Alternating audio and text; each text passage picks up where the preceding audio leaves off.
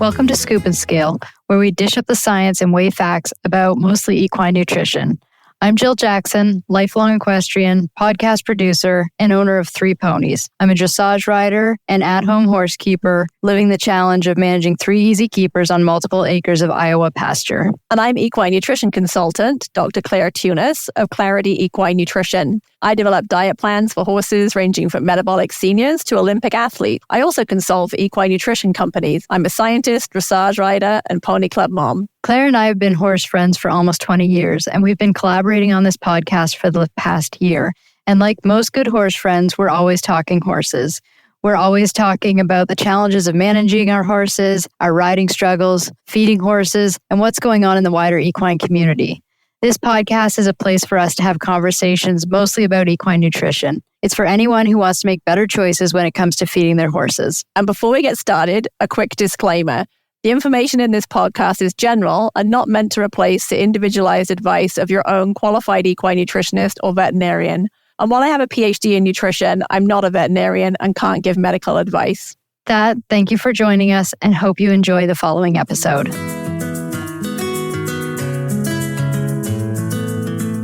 As I've mentioned in previous episodes, my grandfather ran a pasture-based dairy. As a kid, managing grass was in my blood and a constant part of our horse management. Grazing and resting the fields, treating for weeds, removing or dragging manure, treading in hoof marks when they ran around, mowing, rolling, and fertilizing were constantly being managed. We were lucky to have that farming background, but many people keeping horses on pasture today don't have that pasture farming background to lean on. It turns out that it's not as simple as the grass will just grow and you put horses on it, at least not if you want your pastures to remain a valuable resource and source of nutrition. My horses here in Arizona are lucky because I live in one of the few areas around Phoenix that does have pasture for at least some of the year, although as a boarder, I'm not actively managing it. Jill, you were in a location with very scarce pasture until a couple of years ago and now have lots of pasture that you manage. We've had so many conversations over the past 5 or 6 years about pasture, everything from how to try and grow it in a less than optimal environment to now being overrun with it and what to do when you have so much. Yeah, I guess that's one of the benefits of moving so often. I have learned to adapt to horse keeping in all different landscapes and all different climates. I think we've tried some pretty crazy things with you in pasture over the years. I seem to remember when you were living in Colorado that you were trying to improve the soil quality so that the grass would grow and you were using rabbit manure. Yes. So I lived at 7,000 feet elevation. And people who do not live in Colorado always think that there's lots of water and it's green and there's mountains. And actually, there's none of that. The Front Range is completely flat. It's arid desert. The sandy soil doesn't grow anything. It grows yucca, which once it starts growing, you can't get rid of. And I was fortunate enough to have pasture. However, we had limited water and a really dry climate, and it was a challenge. And I was able to locate composted rabbit and horse manure. And so I spread it in the pastures to attempt to get the seed to grow. Attempt was the key word. I did okay, but it was a challenge. You had a green patch, if I remember. You had a green patch, but there are lots of good resources out there, though, on managing pasture. And with spring right around the corner, which means more pasture time for many horses, we've decided to call on our expert, Laura Kenny. And Laura, welcome to Scoop and Scale. Thank you so much for having me. I'm really excited to be here.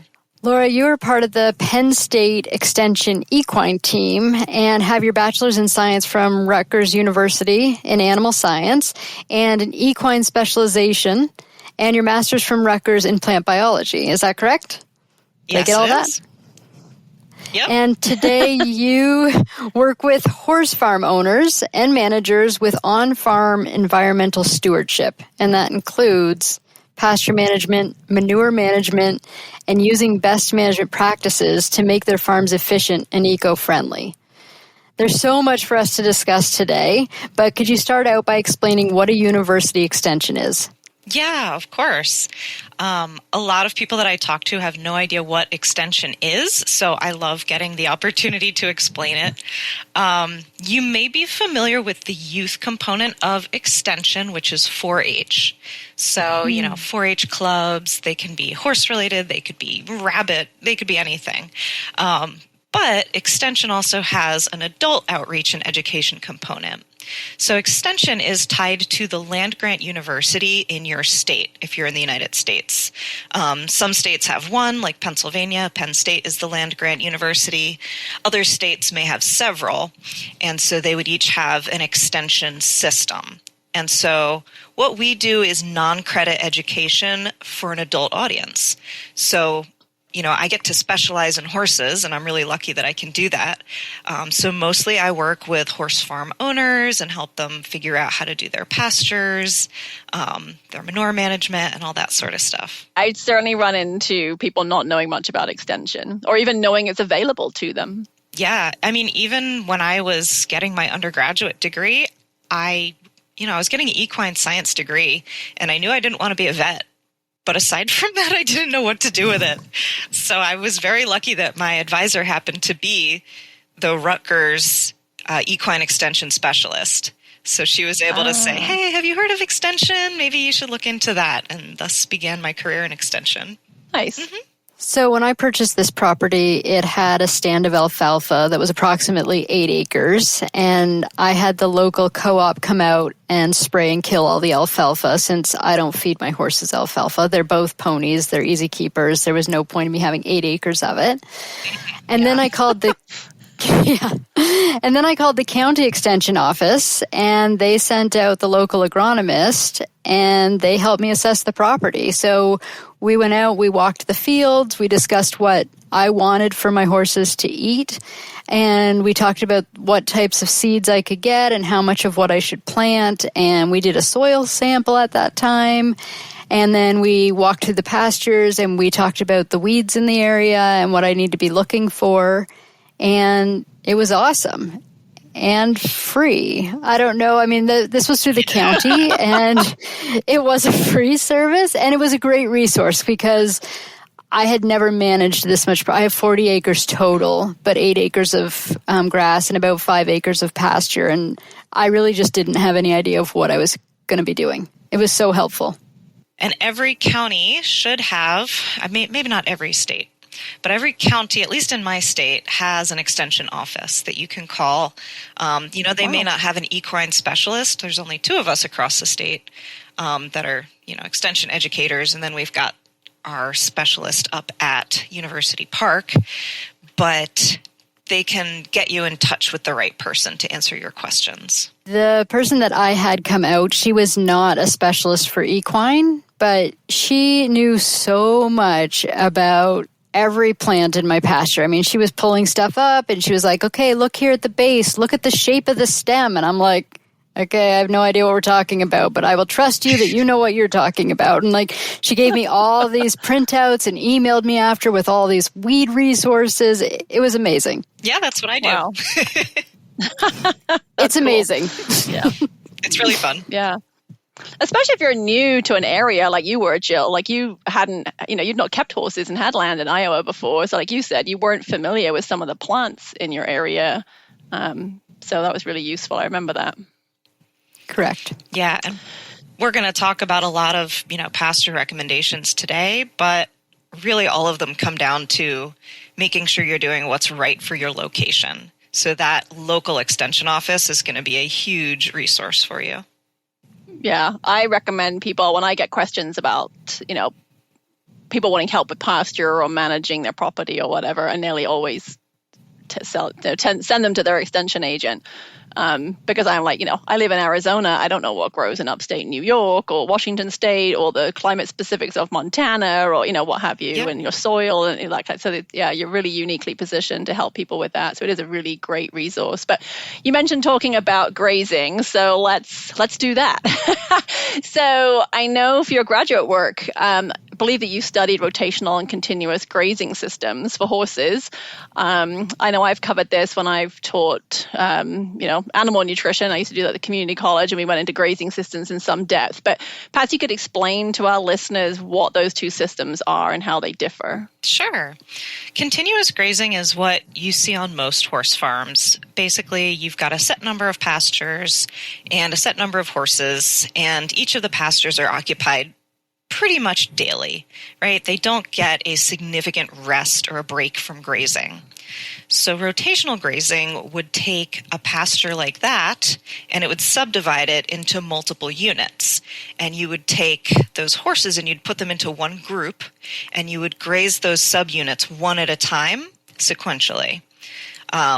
You don't necessarily have to put all of the horses on the farm in one group. You can sort of make separate systems along the farm, but that's essentially the gist of it. And the real bonus is that while the horses are in one paddock, the other paddocks are resting.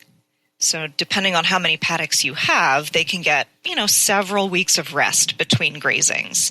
And that's the key that makes it really productive. So what are the pros and cons of each of the systems?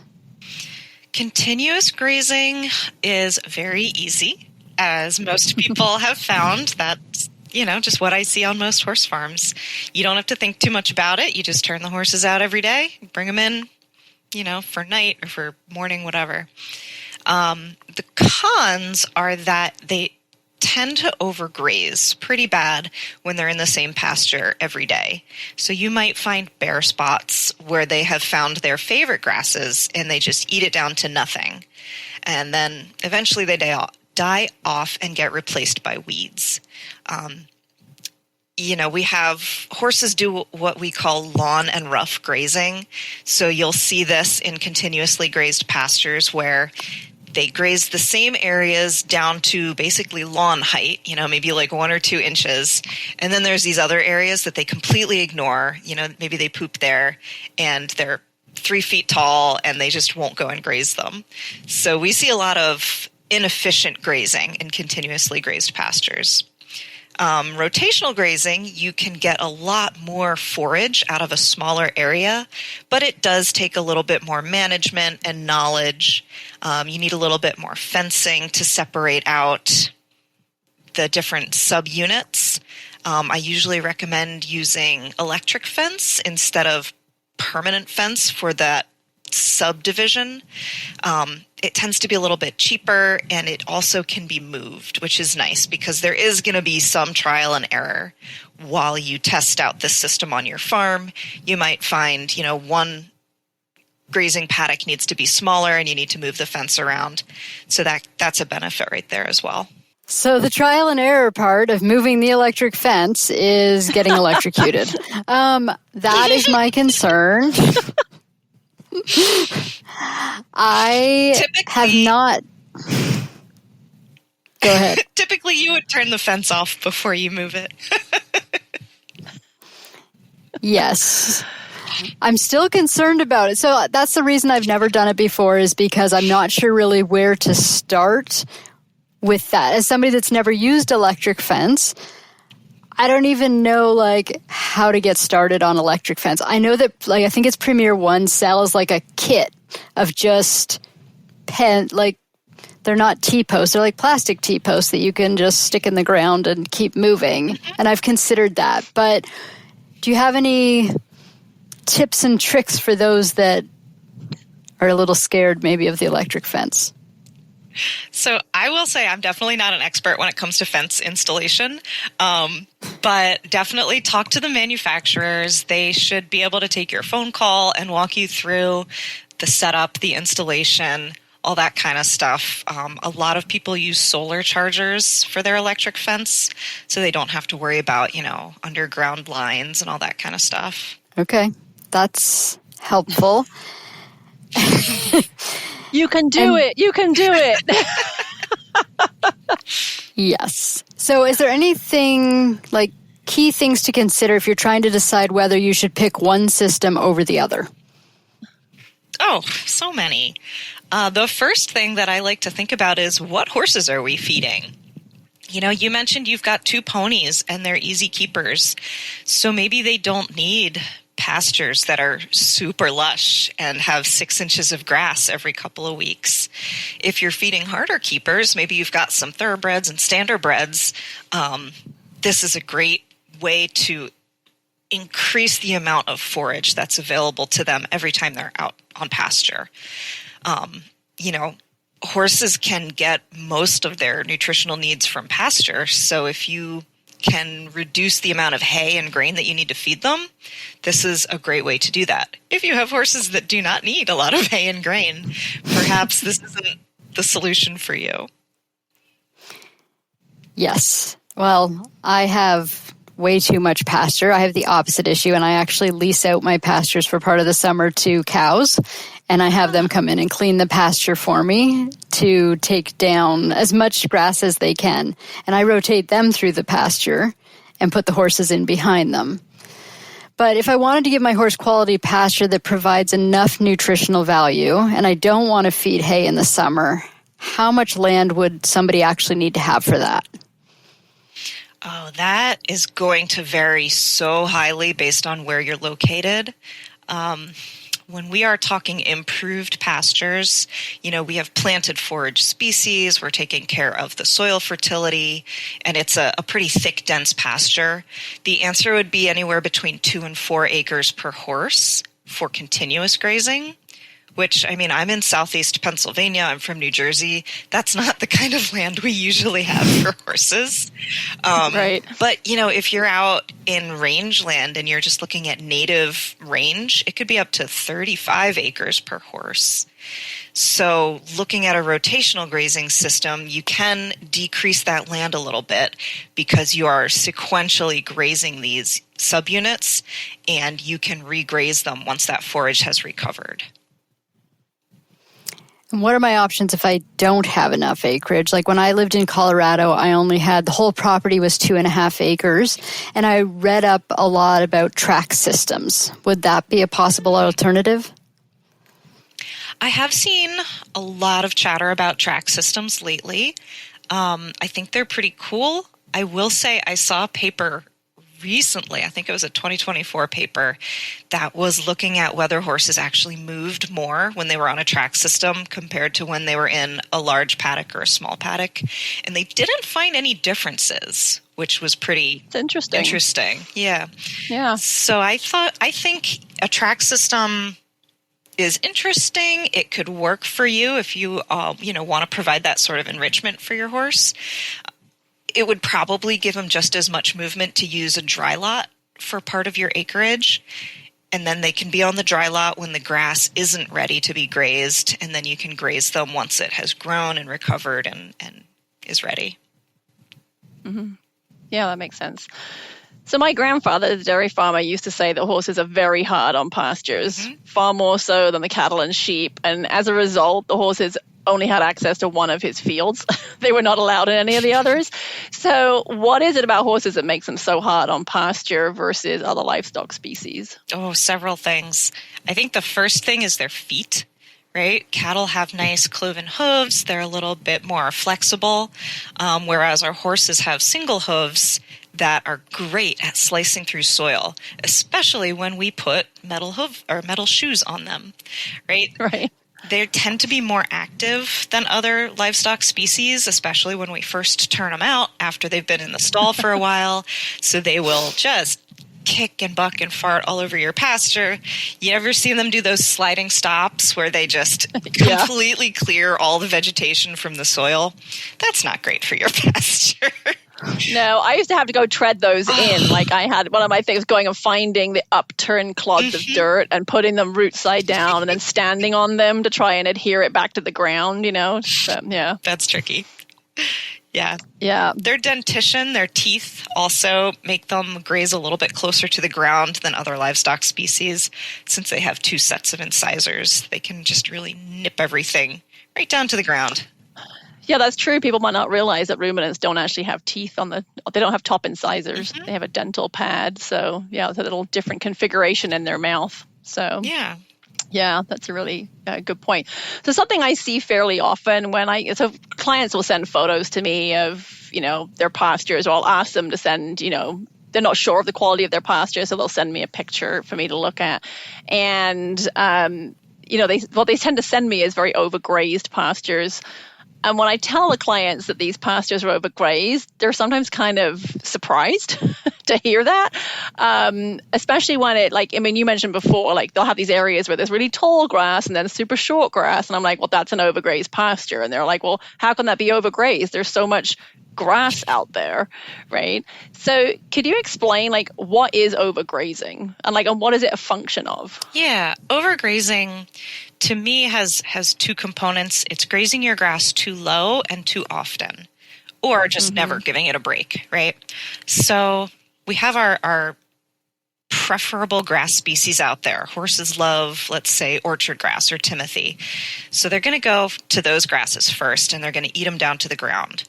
And then as soon as we have the tiniest little bit of regrowth, the horses will go back to it, and they'll eat that regrowth. And so every time that grass needs to regrow, it is using up its energy stores, and eventually it's just going to run out of energy, and it'll die off completely and usually be replaced by weeds.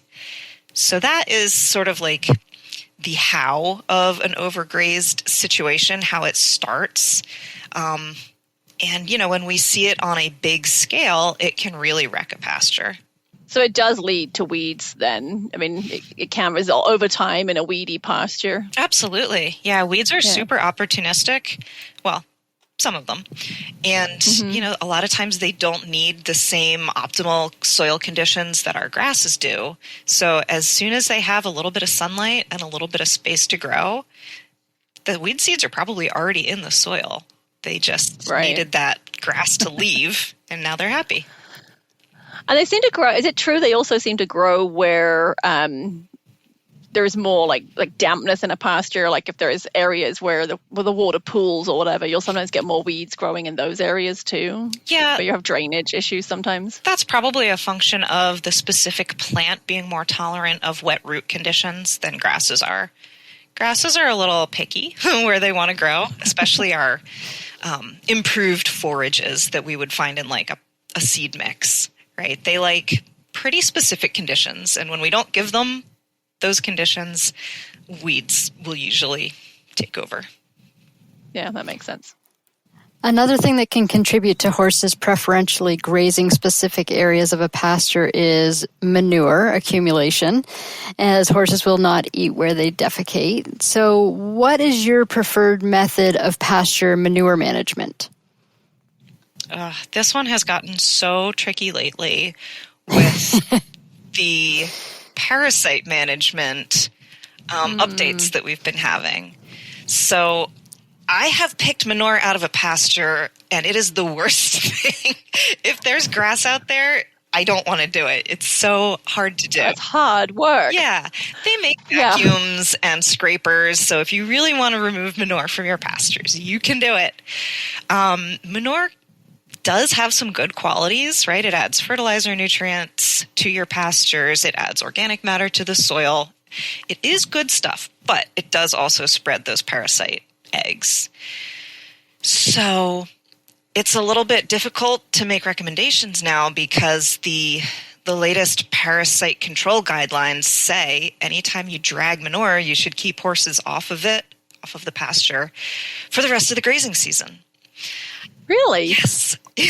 I had not heard that. Yeah, wow. That's in the AAEP updated. I think it's in their latest online guidelines. If not, it's in the Nielsen Handbook of Equine Parasite Control. Anybody listening who doesn't know Dr. Nielsen, amazing. You need to go find his stuff on YouTube. His parasite stuff is just phenomenal. Yes, he's brilliant. He is the guru.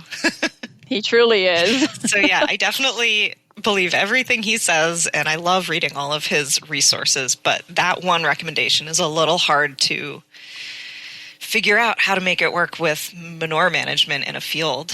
So yeah, I mean, I think if you're testing, doing fecal egg counts, making sure that their egg counts are not getting super high while you're dragging, that could be, one way that you could make sure you're not making your horses sick from dragging manure all over the pastures. But that's a tough one. That is a tough one. I'd have to hope that maybe here in Arizona, where it gets so hot in the summer, maybe we're exempt. But I mean, I have no foundation to base that on other than the fact that it just gets so hot here. But, yeah, no, you're right. Yeah. If you want to get about 4 to 5 days of temperatures over 104 degrees. And that... No worries. Yeah, you've got that. We do not. Yeah, Jill, on the other hand, yeah, you and Jill are, you're out there picking manure, my friend. Yeah. Yay. Oh, yeah, that is a thankless job when your like shavings fork thing gets stuck in the grass if it's long grass. So No, it's the worst. Yeah. So sometimes people, I think they have more grass in their fields than they do, right? So if you stand at the gate and you look out on a pasture, it looks really green and everything looks great and it looks pretty dense. And then you walk out into it and you look down into it and you notice that actually there's quite a lot of bare spots and it's a lot thinner than you thought. So are there practices you recommend that people can utilize for assessing their pasture quality? Oh, yeah, definitely. Yeah, what you were describing, I think of that as like looking at the pasture from down the driveway when you're driving, to the farm and you're like, oh, yep, that's green, that's fine. But then when you get out there, you might realize that half of the green stuff is actually weeds. And as you said, there's bare ground in between. So walking your pastures at least once a season is highly recommended.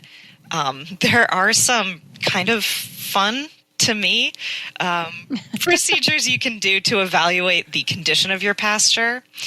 One of them uses a frisbee or a disc. We couldn't use the word frisbee because that's copyrighted.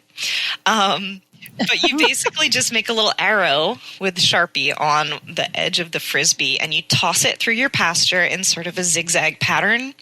And we have a table that you can print out and use. And so you would check off where it lands every time. So maybe for toss 1, it lands on a grass and you just check off the grass column. And for toss 2, it lands on a clover and you check off the legume column. So you can use that method to get some actual quantitative data on the quality of your pasture. And you can say, all right, my pasture is 70% grasses and 10% legumes, and that's really good. I don't need to do any renovations. Or it's 50% weeds, 20% grass. Maybe we need to do something here. 30% dirt. Yeah. Jill, I expect to see a video of you tossing your frisbee. We can get our listeners to send in their videos too. Summer fun in your pastures with your horses. So I actually walk my pastures pretty frequently because I have 2 ponies turned out. That's a total of 8 boots, and usually they come back with 2 boots. So there's a lot of fly boot walking, looking for things. But I did notice, like my pastures last year, there's quite a bit of weed in them in certain spots. I've got some curly dock coming up, and I have some, I don't know what it's called, looks like clovers, but they're little tiny, like flat to the ground, like not tall clover, like little shamrock. I don't know what they are. Anyway, I've actually been doing some research about what I'm going to be spraying. I haven't sprayed them since I lived here, and I know this year they need to be done and they need to be fertilized, and they probably need some seed on them. But it definitely is valuable. Like, again, I have my pony's grazing muzzles, my grasses, I can't even stay on top of it. So it always looks like there's tons, and they're usually, for how many horses I have, there's tons of grass out there. But you can still walk out there and see the sections where it's lower and that there's those weeds. And for anybody that just stands at the gate and looks, it does look nice, but you really should get out there and take a look. You can also check your fences as you go, and you can, check your waters and make sure everything else is working. Is there anything else that I should be looking for, like when I'm out there walking around? You've pretty much named it. You're looking for bare patches. You're looking for patches of weeds that seem to be getting bigger, growing, taking over, and out competing the grasses. Sometimes if you are doing a rotational system, you might want to take a meter stick out with you, or they actually make grazing sticks, which it's basically like a meter stick, but it has tons of really cool grass information on the sides. Like, oh, here's a 6-inch mark. You should start grazing now. And here's a 3-inch mark, and you should stop grazing when your grass is up to here. Lots of stuff out there. But even if you just take a meter stick, you can get an average idea of like how tall your forage is at that moment. And so maybe you'll say, okay, on average, it's about 3 or 4 inches. I should probably take the horses off and put them on the next pasture. So is that like the main way to know that you should take them off is the height of the grass? Yeah. Yep. So rotational grazing should be based on monitoring and not a strict schedule.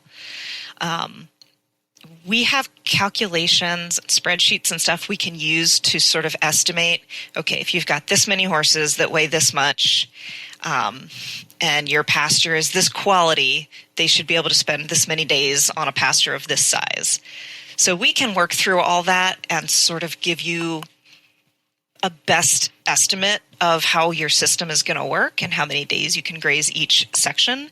But it really comes down to just watching it and monitoring, especially with that rest time, because in the spring, at least up here in Pennsylvania, in the spring, we're getting a ton of grass growth and it recovers really quickly.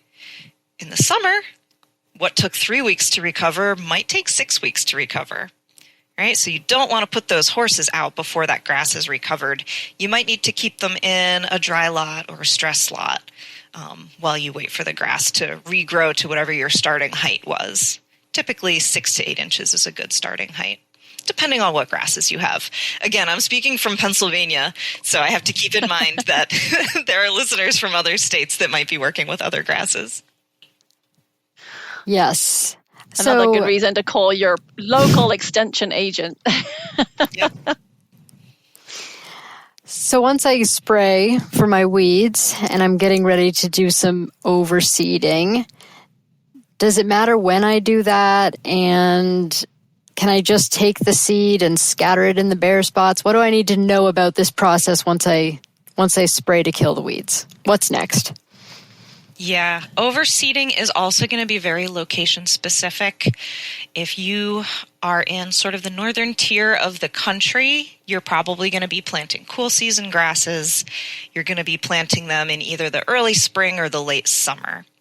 If you're in the southern tier of the country, you're going to be planting warm season grasses. And I have very little experience with those, being from this area. But, my understanding is you plant those a little later in the spring, and maybe you can do some cool seasons over the winter. But definitely talk to a local extension agent about that. And then there's sort of a transition zone in the middle of the country where both types of grasses may thrive. So where you live, what you're planting will all go into what's the right time of year to put that seed in the ground. And as far as how to overseed, your grass seed is going to germinate best when it has a good seed to soil contact, is what we call it. You want that seed to be buried roughly 1/8 to 1/4 of an inch under the soil. So you're not planting it really deep. You really just want to drag a little bit of soil over it. So if you want to do the broadcast method of seeding, if you could drag a harrow over it afterwards to just sort of pull a little bit of soil over it. You could roll it or pack it a little bit after that. Sometimes even having horses out, they can sort of pack it into the ground with their hoofs, depending on what you do and don't have available. There are also super fancy pieces of equipment like a no-till drill, different types of grass seeders that can basically make a little slit in the soil. They drop the seeds in and then they press the slits shut all in one pass. So they're really cool. They're also very expensive. So probably not something you would buy to reseed every couple of years, but perhaps you have some neighbor farmers that can locate one for you, or you can borrow it from like a conservation district or something like that. That is actually how I reseeded my hay fields. I have a very handy local feed store that if you need something, if you just stop in the feed store and tell them what you need, a farmer will show up at your house. And there was That's awesome. It's really handy. And so when I sprayed all the alfalfa and I was reseeding, I knew that I was going to need to drill seed, and I found somebody that was able to do that for me. That's wonderful. Yeah, that's part of the challenge, I think, with a lot of these small backyard horse farms that I work with, is just finding somebody that can do the work. A lot of times this equipment is wide. It's like 8-10 feet wide. If you've got 6-foot gates, you're going to have to take your fence apart to get the equipment in. So That's a fair point. And the other issue too is, which I know Jill's found on the hay making side of things, which is a whole different conversation. But, oftentimes when you're such small fry, when the season is right to do this work, everybody else wants the same work done at the same time. And if you just have 5 acres, like you're a low man on the, Yep. on the list, and, you're waiting and waiting and waiting, and, they might get to you because you're, they're going to go to the guy with 100 acres first kind of thing. Yeah, I do hear a lot of that. So that can be tricky too.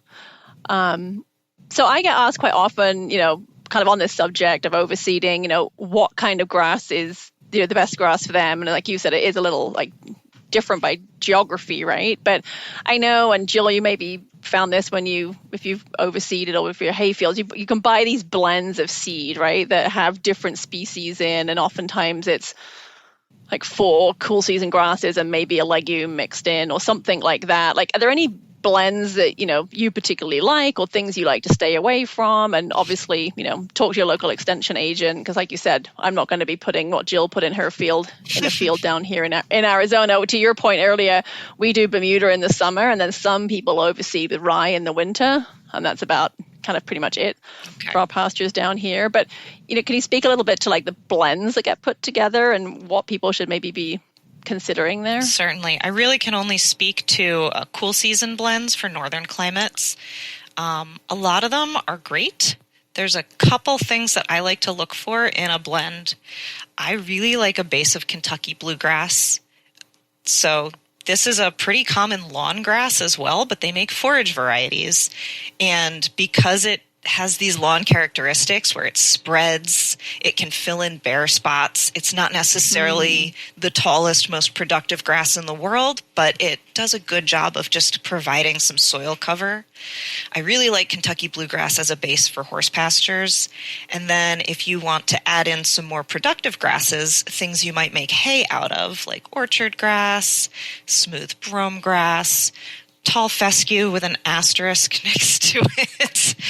We can talk about that in a minute. That could go on for hours. Clovers are fine depending on what sort of horse you're feeding. Again, if you've got 2, laminitis prone Shetland ponies, I maybe wouldn't put clover in the mix. But if you're feeding harder keepers, clover actually does great things for the soil's fertility. It can pull nitrogen from the atmosphere and turn it into a form that plants can use in the soil. So if you have a good amount of clover in your pasture, you may not have to apply as much nitrogen as fertilizer.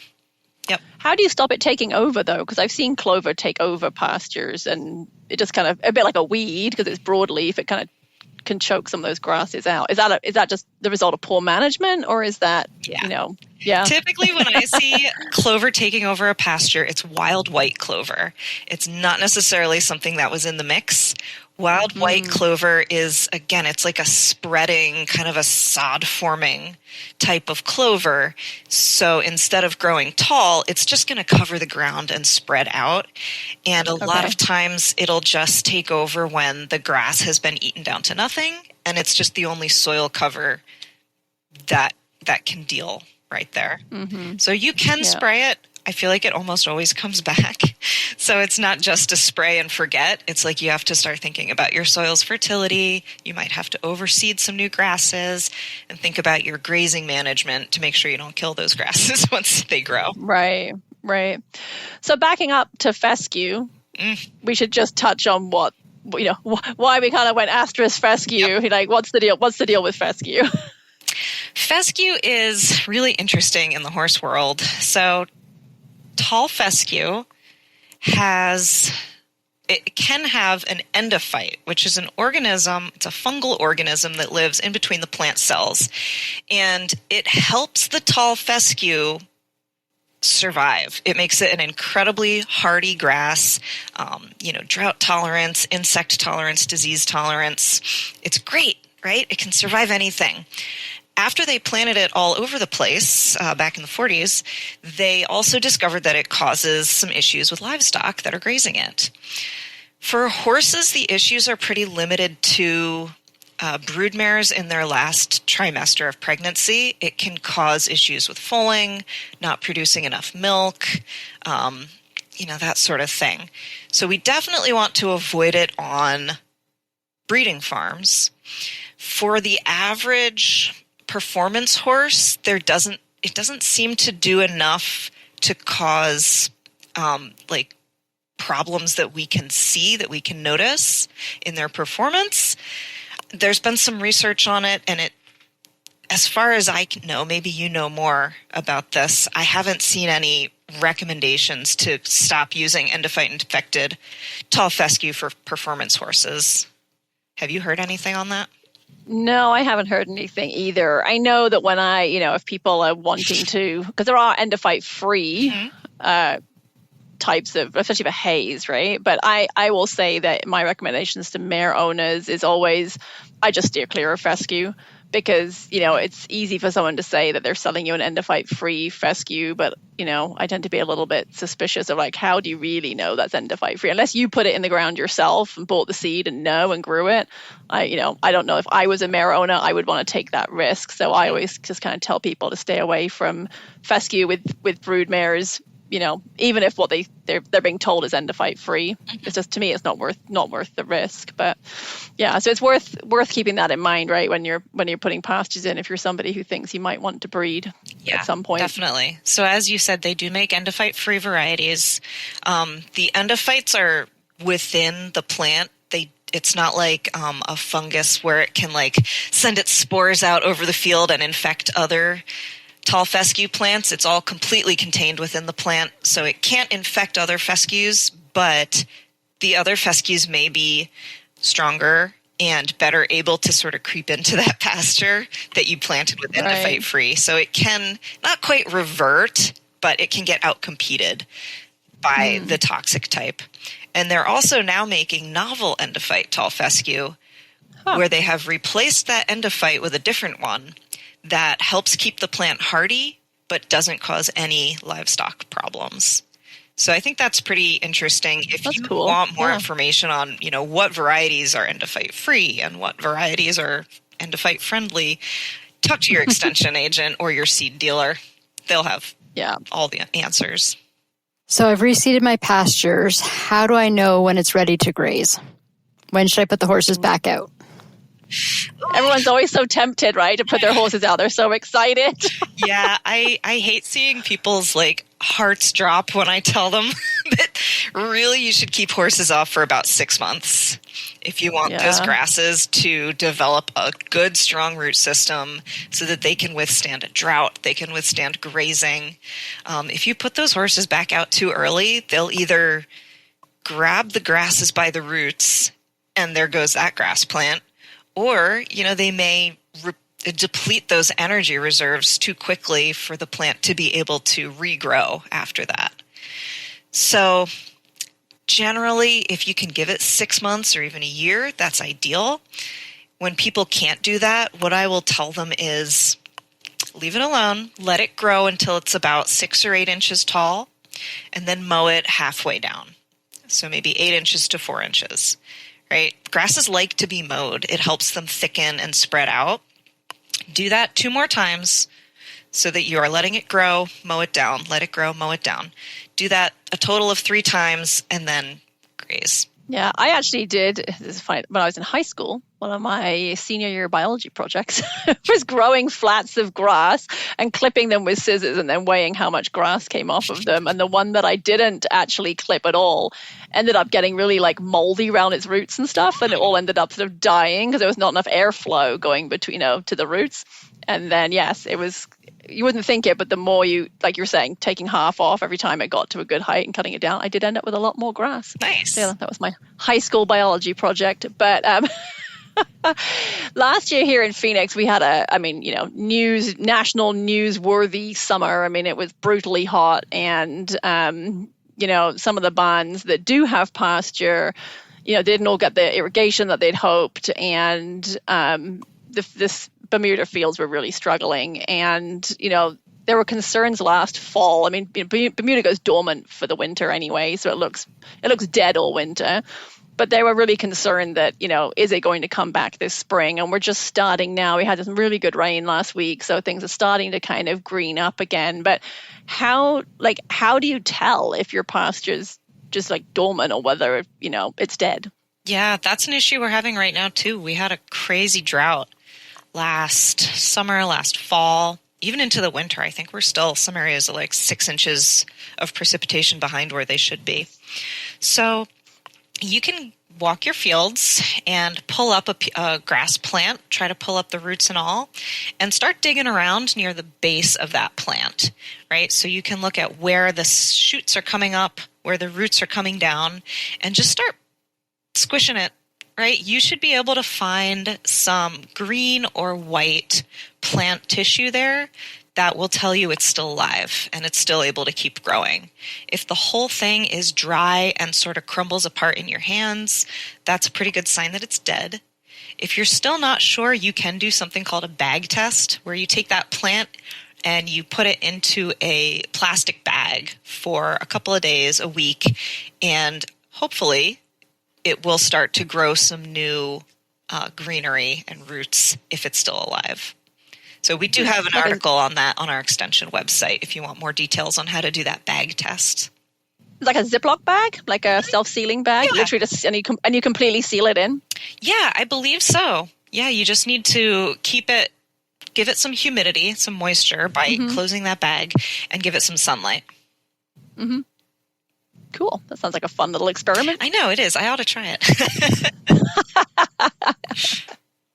So I run into the opposite problem. I have way too much grass and it gets really long. I have pictures of my pony standing there, like you can barely see his ears sticking out of it because the grass is so high. And it's ridiculous. It is. And like I said, I had the cows come in. I find them really handy. I'll get them to come and graze it down. Last year I started mowing it down. They both wear grazing muzzles. So if the grass is too high, they can't get the grazing. They can't get it with their muzzles. So what do you recommend in a situation where somebody has too much grass? I very rarely run into that where I live. But, one option is to cut hay off of it. Now, it's not necessarily just like the easiest thing in the world. You'd probably need to find somebody that could come in and do it for you. Haymaking is pretty labor intensive and time intensive. So there's several passes over the field over a couple of weeks, and, they got to come in and mow it and then ted it and then bale it. So that you would have to be find us. somebody that can actually come in and do it for you. If you have the equipment, amazing. Jill now does have the equipment because she got fed up with being the bottom of the pile. Yeah, that's what I was thinking. It goes back to what you were saying before, having somebody to come in and do that work for you. Your hay will never get cut at the right time. It'll get rained on in the field. So, it's... That was Jill last year. That happened. Oh, man, I'm sorry. But yeah, if you can make it work, it could be a great way to feed your horses through the winter or the summer, wherever you live, whatever season the grasses aren't growing. Yeah. Is there anything in particular you should think about if you want to turn one of your pasture fields into a hay field? Any, specific management, or just let it grow and turn it into hay? I would want to make sure there are some good productive forage species in there. Make sure you've got that orchard grass or that timothy or, smooth brome. Again, talking cool season grasses here. My apologies. Make sure you've got good forage species in there that'll grow in your region. You may need to pay more attention to soil fertility. A lot of times, again, I'm not a hay making expert, but my understanding is a lot of times people will do a shot of nitrogen after each cutting to help that hay or that grass, regrow. And you're going to be probably removing more nutrients as you pull the hay off of the field. So you might need to replenish the phosphorus, the potassium a little bit more than if it was a pasture. And the other thing I would think of would be weeds. Horses are really quite good at sifting through weeds in a fresh pasture. I think they're less good at it when it's hay. So, for instance, if you had a toxic plant or if you had foxtail grass, which has those hair-like awns that can get caught in the horse's gums, I don't worry about it as much in a pasture as I do in hay. So just making sure that everything in that field is good to be eaten when dry.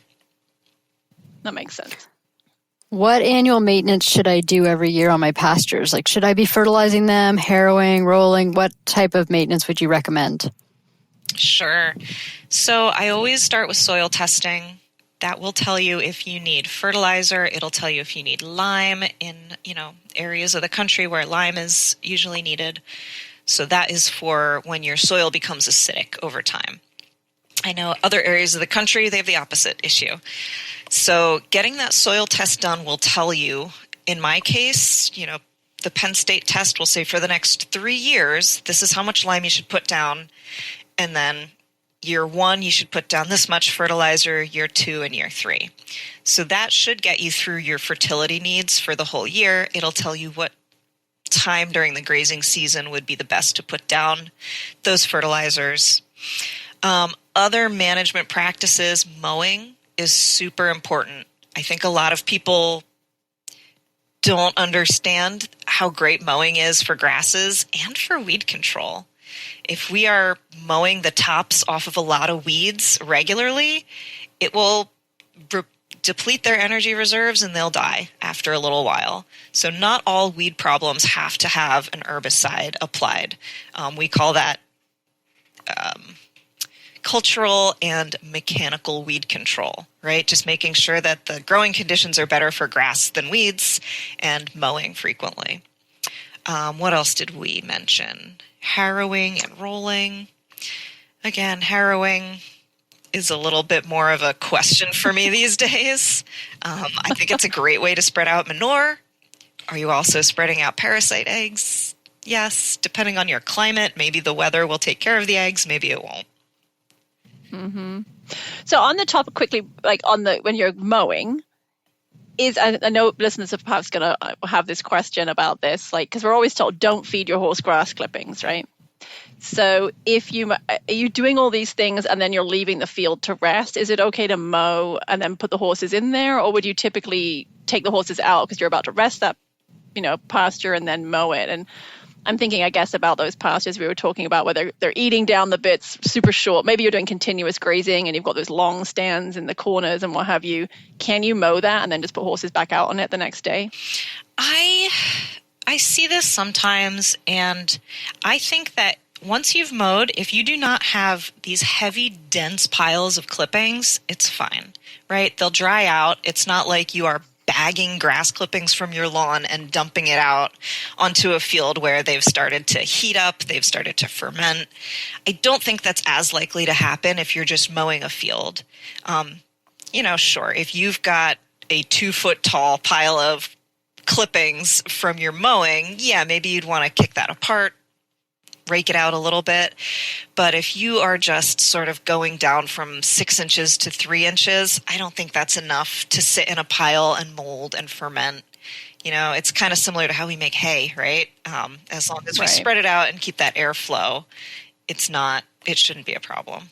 So if you fertilize, are you doing that right after the horses are removed? Like, do you put that fertilizer on and then rest it? And is there a certain amount of time you have to rest it because the horses shouldn't be exposed to the fertilizer? Or is it more that you're resting it for a certain amount of time because that grass needs time to get back to the desired height? Yeah, if you're doing a rotational system, after you move the horses is a perfect time to mow and fertilize if it's needed, or apply herbicides, right? Especially if it's something where you do want to keep the horses off for a little while. Fertilizer, I usually recommend keeping horses off until you get about a half an inch of rain, just to make sure everything is washed off of those leaves. The granules have started to break down and get into the soil. Herbicides, it'll depend on the herbicide that you use, how long you have to keep the horses off. You just have to make sure you're using one that is labeled for horse. Well, not necessarily horse pastures. They won't be that specific, but for use on forages and pastures and that kind of thing. So yeah, if you are rotating, as soon as you pull horses off and put them onto a new pasture, perfect time to mow. Make sure that all of the grass starts its rest and recovery period from the same height, so that when it regrows, it'll all be the same height. And also apply your fertilizer, your lime, your herbicides if needed. So one of my ponies is insulin resistant, and I know stressed pasture can be high in sugar, and not providing enough nutrients can cause it to be stressed. But if I fertilize it, will it make it really lush so that my pony can't actually eat it?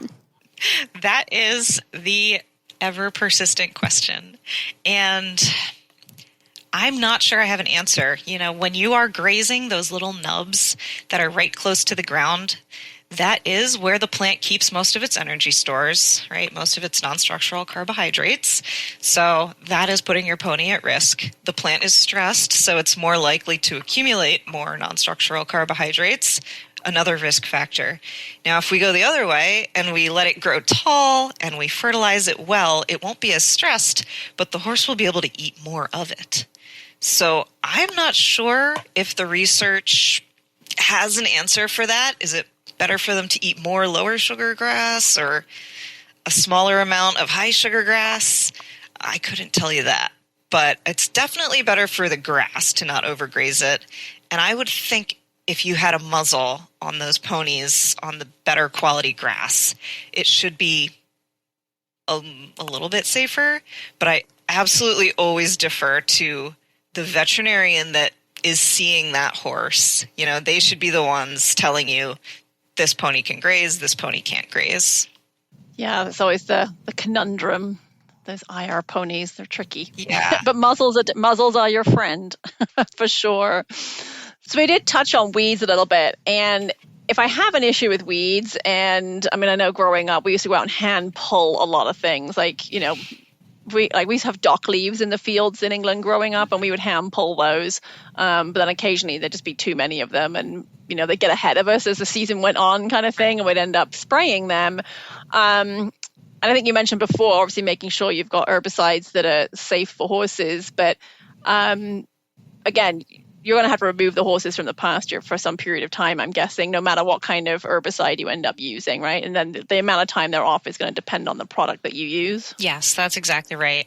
So the label will tell you everything you need to know. The label is actually a legally binding document. We say the label is the law. So if you were to use an herbicide in a manner inconsistent with its label and something were to go wrong, you would be liable. So the label tells you, what you should wear while you're applying this herbicide, how much you can use in one application, how much you can use per year. Can you apply it to newly seeded grasses? Can you apply it before you plant new grasses, right? Some of them have residuals in the soil. As far as keeping horses off, there will be a table that says, okay, for, lactating animals, you need to keep them off for this long. For meat animals, you need to keep them off for this long. For horses, almost all of the herbicides I'm familiar with have a 0-day grazing restriction, meaning as soon as that herbicide is dry, you could turn horses back out onto the field. A lot of times people are more comfortable leaving them off a little bit longer. So I would say when you see those weeds die is a good time to put the horses back on, especially if we're talking toxic weeds. Sometimes when they're wilting, they might be a little bit more tasty for your horses as they're accumulating those sugars. They might be more likely to test them out when they're wilting. So When the weeds die is a pretty good indicator. Yeah. And I would just throw out there too, as a plea to people that are using fertilizers or herbicides or anything, please pay attention to the weather. Mm-hmm. I know you think with perhaps herbicides, it's common sense to not do it when it's windy. But, like you mentioned with the fertilizer, you really do want it to rain afterwards so that goes into the ground. And that's often actually can be a bit of a problem, right? Is that you put the stuff on the ground and then it doesn't rain and you can actually end up burning especially very high. Horse people probably aren't using super high nitrogen fertilizers, but I know in some situations where they are, you can actually burn the plants because you've got too much nitrogen. So it really is, really reading those labels, like you said, it will say on there too about the weather requirements, the temperature that needs to be when it's applied. Is it too hot? Is it too cold? Is it windy? Is it going to rain? All that matters. And the product you're putting, whether it's fertilizer or herbicide, is not going to work as well if it's not applied under the correct weather conditions. Yep, exactly. And we talked about I have sort of an environmental bent to my work as well. So, if you put down your fertilizer granules and then you get a massive 1-inch storm, you've just lost your fertilizer, and it could be ending up in a stream or surface water or your well water and causing some environmental harm there as well. We have an episode where we talked about that not that long ago, and we had a guest, Elaine, on who with Horses for Clean Water, and we talked about Jill's pond, which got very much contaminated and ended up with a big algae bloom. So yes, these things. It was awful. It's a big deal. Oh no. Yeah. So I'm in Iowa. My pastures have been closed all winter. I don't put my horses out on them, and right now they're pretty wet. So for people that have not turned out all winter, when is it safe or when is it appropriate to start putting the horses back out again? Like, it's just starting to turn green because we've had a little bit of nice weather and everybody's really anxious to get turned out. But what do you think is the right time to do that? So from the grass's perspective, you'll want to let it grow up to about 6 or 8 inches or so before you put the horses back out on it. That way they won't start grazing down to nothing before the grass even has a chance to grow some leaves and, use its little solar panels to make its own energy.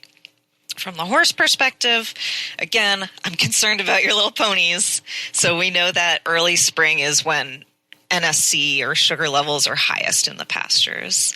So consulting with your vet and making sure that blood work is telling you it's okay to graze them. Yeah, do you have an introductory sort of schedule that you like to recommend to people? Because even for horses that aren't IR, right? I mean, if they haven't had a lot of fresh pasture, they've been on hay all winter, let's say, there are other issues like, just diarrhea or colic or, beyond the laminitis risk that if you just suddenly, let's say you're diligent and you're good and you keep them off the pasture until it's 6 inches tall. And then, we don't want to be just throwing them out there one day and saying, okay, great, now you're out on pasture for 24/7. So do you have a routine that you recommend to people on how they reintroduce those horses to pasture safely? Yeah. So the schedule that I have seen is to start with 15-minute increments. So for the first day, turn the horse out for 15 minutes. Good luck getting him back in after that. And then this second day, 30 minutes, so that it's giving his gut time to adjust to the new feed source. So you do avoid that colic, that diarrhea. I feel like if you know your horse, like I have a standardbred, she was part of my grazing research, way back when. I know she's got an iron gut. So I wouldn't maybe not go the 15-minute route. I might do like an hour at a time with her. But if you know your horse has a sensitive gut, that 15-minute increment is a really great way to be safe about it. So you do like every 15 minutes every day until you get to a certain number of hours? Or? Yeah, once you've gotten up to, I believe it's 5 hours, then your horse should be good to go out for as long as you want them to. Yeah, and I kind of recommend the same. And I always tell people, for some people, this obviously is not realistic. So weekends, maybe like start on a Friday evening when you get home from work and do 15 minutes and then 30 minutes on Saturday and 45 minutes on Sunday, and I don't know, just kind of you have to try and build it around your schedule. Or maybe you do half an hour in the morning while you do morning chores and then bring them in, and half an hour in the evening while you do evening chores, and do it that way. Try to make it work with your schedule. You can get creative. It doesn't all have to be at one time. You can build up to your 5 hours and split it. Mm-hmm. Yeah, that's a great idea. Whatever works. So, yeah. We have covered a lot of ground, and there's so much more that we could talk about. But is there anything in particular that you'd like to share with our listeners, or something that we didn't cover that you feel is important?